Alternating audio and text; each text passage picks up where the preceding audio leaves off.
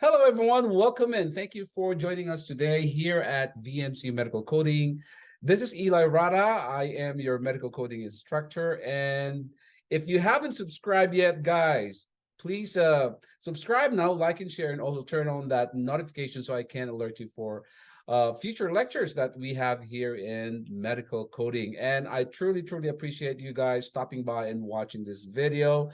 We have already put out different videos out there, guys, for circulatory system, especially for hypertension, stroke, and also myocardial infarction. And today, guys, what I'm going to talk about is another part of that circulatory disorder, how to code them the right way. Okay, so without much further ado, guys, let's go to our lecture for today. Our coding tip for today, and this is the coronary artery disease, or otherwise known as CAD. And that is the abbreviation or the acronym that is used for this circulatory disorder. Okay, I'm going to switch quickly to the screen, guys. Okay, coronary artery disease. If you guys are already in the healthcare space, if you are a doctor, a nurse, or someone who's been in the health information business, you guys already know what coronary artery disease. So basically, the simple definition to that or concept of coronary artery disease is the stenosis or the narrowing of the blood vessels. So everybody knows what that is, right? So in order for us to be able to assign the correct code for coronary artery disease, guys, it is important that we identify first the different types of the blood vessels that are at least mentioned in the ICD-10 or in the coding guidelines. So let me write it down here, guys. The two major types of blood vessels that are being discussed here in the coding guidelines. Okay, first one is the thing that's called native artery or native blood vessel. Okay, and the other one, of course, is the grafted. Okay, grafted blood vessel or artery. Okay, when I say grafted artery, sometimes guys, doctors, when they perform procedures, sometimes they use a different blood vessel, which is the vein. But for now, let's settle with this two types or two major types of the blood vessels that are discussed in the coding guidelines. So it is important that you identify this because the application is different, or if it's the native artery or if it's the grafted artery, the codes that you guys are assigned are very much different. Okay, so another thing that you need to understand is whether the patient still has his original heart. So when you talk about native artery, guys, it talks about the original, okay? Talks about the original blood vessel. Okay, and this one, of course, the non-original, which is normally or usually when you say non-original, this is a type of patient, or this is the kind of patient that had already received what we call or have already received treatment like a coronary artery bypass graft, or the patient had undergone those types of procedures. Okay, so that's a non-original blood vessel that the patient has in his heart. So I'm pretty sure, guys, that you have heard the terms, bypass graft, like single bypass, double bypass, triple bypass. So when that happens, that means to say, okay, that the patient no longer has all his blood vessels original. The patient now has what we call a grafted blood vessel. Okay, so it's important that you understand that. Now, it is also in assigning codes for CAD, guys, we also need to know whether the patient still has original heart. Okay. Or does patient now have a transplanted heart? okay? Because again, the coding is different, okay? So as you are now ready to assign the codes, you want to make sure that when you're reading or reviewing the patient's charts, you have all this information so that you will be able to assign or apply the appropriate code for that. Okay, now let's switch back to my screen here. For coronary artery disease, guys, there are several terms that doctors use interchangeably to describe this disorder. Okay, let's go here, guys. First one, atherosclerotic cardiovascular disease, the coronary atheroma, okay? Next, coronary arteriosclerosis and coronary sclerosis. Now, these guys here, all these terms, guys, are all pointing to here. CAD is, they have the same meaning. And if I may add, sometimes doctors also would document or would call it arteriosclerosis, okay? Coronary arteriosclerosis. Now, here is what the coding guidelines say about CAD, okay? Let's go to the coding guidelines. Let's read. The ICD-10-CM has combination codes for atherosclerotic heart disease with angina pectoris. The subcategories for these codes are I-2511 and I-25.7. And look here, guys, this is what I was referring to earlier in our discussion, that coronary artery bypass and coronary artery of transplanted heart with angina pectoris. And if you notice, guys, I'm pretty sure you did, there is another condition that is always almost paired with coronary artery disease, which is this one right here, the angina pectoris, okay? This one right here. So what is angina pectoris, guys? So this is a type of disorder when a patient is suffering from, a chest pain. And a patient is known to have that coronary artery disease. When it's so severe, like the narrowing of arteries is really at an advanced stage, and the patient now starts experiencing what we call the ischemic type of feeling, or not getting enough oxygen. And what happens now is that the patient now will experience some type of chest pain that is anginal in nature. So this is the reason why in the coding guidelines, they combine the coronary artery disease with angina, which means to say, guys, that if a patient has a CAD, coronary artery disease, and at the same time has angina, you only assign the combination code for those two conditions. You don't need a separate code for each one of them. Okay, that's what the coding guidelines are trying to say. And the subcategories that the coding guidelines is describing in the in the book, or the coding rule, is either I-25.11 or I-25.7. This I-25.11, guys, remember the native artery? This is the native artery. Okay? And the I-25.7 is the grafted. Okay? Grafted and also transplanted. Meaning to say, when you talk about grafted and transplanted, we're moving away from the native artery. Okay?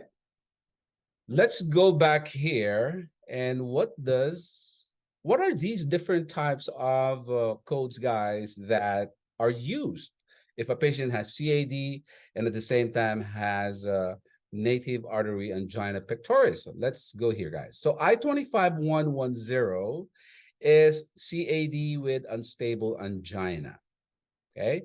This I-25118 is CAD with other forms of angina, and the I-25119 is CAD with unspecified angina. Now, Of course, don't forget, guys, that we're talking about this one right here, the native artery. Okay, that's what we're talking about. Let's go back here. What is I-25110, and what is this unstable angina that is being discussed here? Okay, the unstable angina, from what I understand, guys, this is a type of chest pain, anginal chest pain, that a patient experiences continuously, even if a patient had already taken medication. Okay, even a patient is already rested, like, sometimes, when we exert so much effort and we're tired, and a patient is having some chest pain. Sometimes when the patient get some rest, already not working out or something like that, sometimes the chest pain goes away, right? But unstable angina, guys, this is a type of angina that does not go away even if the patient is rested. Even if the patient had taken some kind of vasodilator or this type of medications that dilates the artery, the patient still experiences or suffers from chest pain. And this is serious, guys. As a patient continues to experience chest pain, it's not going away. That means to say it can be a precursor to what we call a myocardial infarction or a heart attack. So the patient needs to get sent to the hospital so that the patient may receive the appropriate treatment. Okay, so that's your unstable angina. Now, other forms of angina here. Let me go back here. Other forms of angina, there are different types of angina, guys, that the doctors may document. Okay, if the doctor says patient has a stable angina, I have seen many coders that apply this code I-25.118 for an angina that is stable, angina that sometimes comes and goes away. So this type of angina, guys, if patient has coronary artery disease, it's kind of like expected. I'm not saying it always happens, but if a patient had experienced an angina before, then it may happen again. Okay, it may reoccur. So that means to say, if a patient does not need some type of what we call coronary intervention, because of the angina that is stable, then that's the code you are to assign, the I-25.118. And the other one is, an angina that is not further described, okay? Which means that this is a type of angina that the doctor documented, okay? This is a type of angina the doctor documented, but he did not specify what type of angina it is. So that is the CAD with unspecified angina, and the code is I-25119. Now, what about if we are assigning code for a coronary artery disease of the grafted blood vessel? How do we do that? Now, it is important to know, guys, or to understand that when the doctor does not describe the type of coronary artery disease, and in the documentation, the doctor only puts patient has coronary artery disease and at the same time has angina. The guidelines say that you have to default to the native artery. So which means that even if a patient had a bypass procedure in the past, and the doctor did not say that the narrow artery is actually happening in the grafted blood vessel, if the doctor did not specify that documentation that the coronary artery disease is actually happening in the grafted artery or in the grafted blood vessel, you always default to the native artery. Again, even if a patient had a bypass procedure in the past, whether it is single bypass, double bypass, quadruple bypass, you always default to the native artery. So I hope that's clear. I made myself clear. Okay, so let's go here to what are the codes for the bypass graft with a patient having also or experiencing angina pectoris. So I-25-700 is the CAD of the bypass graft with unstable angina. So remember the unstable angina, guys? So if the doctor documents that patient is having a narrowing of artery of that bypass or that grafted blood vessel, then this is the code. And if it's unstable angina, this is the code, guys. Okay.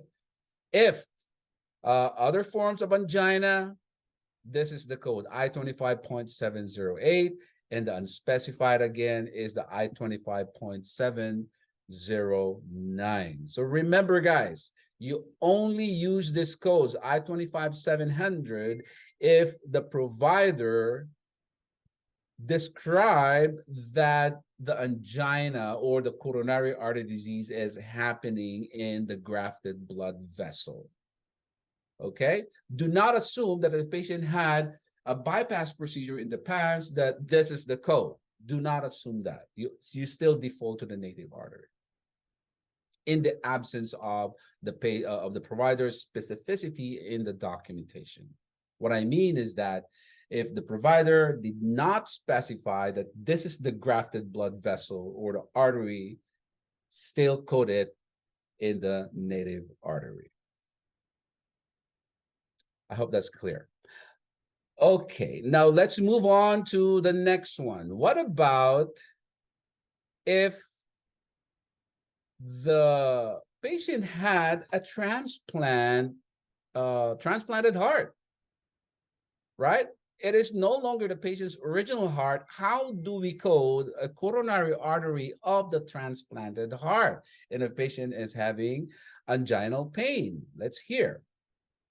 I-25-750 CAD of the native coronary of the transplanted heart with unstable angina pectoris. So what is the difference from the other original heart? If you guys notice here, this one is I-25-700. If it is transplanted heart, I-25-750. Okay, so you just have to remember, guys, that each of these type of blood vessels, whether this is a patient's original heart or a transplanted heart, there is a specific code for that. I am not sure when this specificity actually occurred in the ICD coding guidelines, but I thought these are fairly new. Okay, they added this in lately because the goal is they want to be more specific what kind of coronary artery disease we're talking about here. If the doctor says this is no longer the patient's original heart, this is a transplanted heart, so there is a specific code for that. Okay, so just remember, again, guys, you just have to make sure that when you're reviewing the patient's chart, if you're the coder or if you're the clinician, and you see that there is something off with the codes, sometimes, there are doctors who are good coders. There are nurses who are good coders. And you need to be guided by these rules, by these guidelines that there are specific codes for each type of circumstance. Okay. Okay, so guys, again, remember, you have to be able to make that determination whether the patient's coronary artery disease or CAD is happening in the original heart or transplanted heart.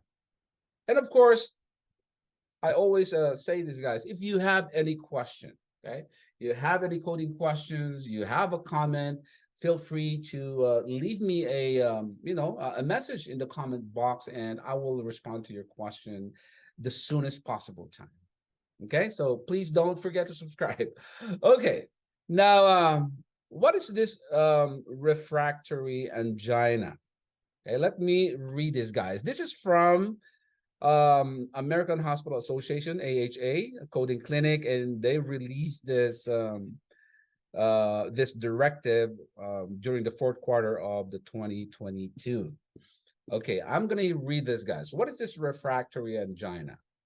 Chronic refractory angina pectoris is angina caused by irreversible ischemia lasting more than the 3 months and not controlled by a combination of medication, percutaneous coronary intervention, or coronary artery bypass graft surgery. Caring for the patients with refractory angina pectoris is challenging since treatment options are limited and further revascularization is contraindicated, as these patients are unsuitable for or have a higher risk for PCI and CABG surgery. So this directive or response from American Hospital Association, guys, is very specific to patients who have already undergone some coronary intervention.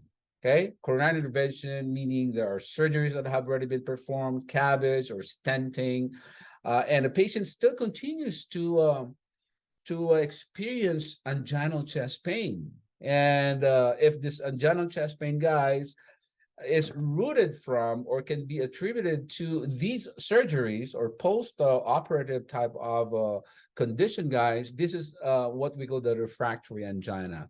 And another statement from that response from AHA Coding Clinic is this is a type of angina that even if the patient had already taken combination drugs or medications, still patients is experiencing some type of anginal pain. Okay, so that's what refractory angina is. So let's continue what is being presented here, guys. Says here, these codes will differentiate refractory angina pectoris from other types of angina and will help to ensure precise coding for data collection. And there was actually a actual question here. A patient with a history of coronary artery disease, status post quadruple coronary bypass procedure, and multiple coronary interventions, including angioplasty with stent placement, presents to the ED with severe chest pain. The provider documents chronic refractory angina pectoris and refers the patient to a cardiac specialist for further management. How will this encounter be coded? And the answer is right here. The American Hospital Association said assign codes I-25702, atherosclerosis of coronary artery bypass graft, unspecified with refractory angina pectoris as the first listed diagnosis, and also assign code Z9861 for coronary angioplasty status. There you go, guys. Even with a type of angina that's not responding to medication, or if patient had a procedure like a coronary intervention in the past, like stenting, CABG, and whatnot, single bypass, double bypass, or quadruple bypass, like what was presented in the response from the American Hospital Association, there is a specific code for that. Okay. Now, guys, again, if you have questions, please don't hesitate to leave me a comment or leave me a question. Okay, so lastly, guys, these are the different ways to code refractory angina. You have the I-25722, okay, I-25712, and I-25752. What are these? CAD of the autologous artery of coronary artery bypass with refractory angina. There is also what we call atherosclerosis of autologous vein coronary artery bypass graft, and atherosclerosis of native coronary artery of transplanted heart with refractory angina pectoris. So I'm not going to go into details. What are these autologous artery or autologous vein, guys? Basically, it only describes what kind of a blood vessel that was used in the patient's previous heart procedure, which is CABG, whether this is the patient's own vein or whether the patient's own artery. Okay, so there is a specific code. See, guys, how the coding guidelines really go out of its way to give us the very, very detailed coding application to each type of scenario, whether patient has transplanted the heart, whether the patient has a grafted artery, whether this is autologous or whether this is non-autologous, there are specific codes for each scenario or each circumstance. Okay, and lastly, let me just bring this up, guys. This is from the coding guidelines, ICD-10 coding guidelines. It says here, if a patient with coronary artery disease is admitted due to an acute myocardial infarction, the acute myocardial infarction should be sequenced before the coronary artery disease. Okay, I did mention, guys, that if the coronary artery disease becomes severe and, you know, the artery is too narrow for a blood vessel to go through or to flow to the heart muscle, then an acute myocardial infarction may occur. Okay, and when that happens, guys, the guideline said you have to code first the acute myocardial infarction, which I have discussed that in my previous videos out there, guys. So please make sure to check those other videos also for myocardial infarction. And after you assign that code as your primary diagnosis, assign the code for the coronary artery disease. Okay, so that's it for this part of the circulatory series, which is coronary artery disease, or CAD, guys. Make sure to check out some of the videos that I have already put out there for hypertension, again, for stroke and for myocardial infarction, and many more, guys, that I will be sharing with you in the future. So don't forget to turn on that notification. Again, this is Eli Rada. I am telling you guys, you are going to learn a lot from this channel, so make sure to subscribe. Okay, till next time, stay safe, and I'll see you again. Bye-bye now.